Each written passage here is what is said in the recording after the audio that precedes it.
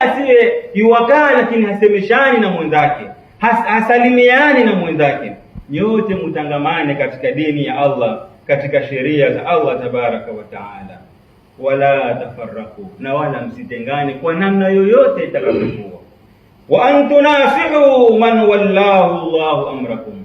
La tatu ambalo Allah analipenda, siku zote muwe mkiwapatia nasaha, mkiwapatia ushauri wale watu wanaowatawalia mambo yenu, wale viongozi wenu. Kuweni na tabia ya kuwapatia nasaha, kuweni na tabia ya kuwashauri katika mambo.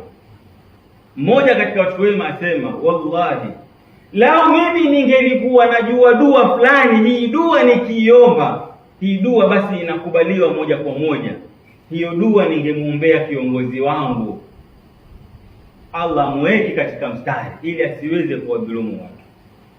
Kwa nini? Kwa sababu kiongozi yupo kwenye hatari kubwa, kwa sababu atakwenda kuulizwa juu ya huo uongozi wake namna alivyofanya.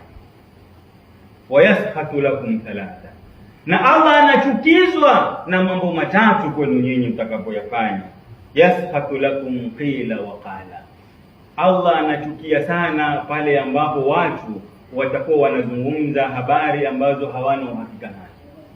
Yaani wewe umekuja umeambiwa fulani amesema au fulani amefanya, hata hutaki kujua ni kweli ama si kweli, na wewe washika tarumbeta waanza kuzunguka mji mzima, fulani amesema au fulani amefanya.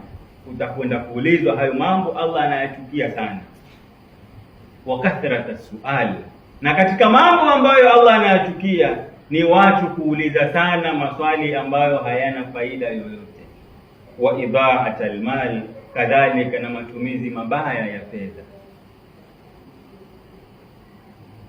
Na Imam Shafi rahimahullahu ta'ala akasema, mathalul ukhuwa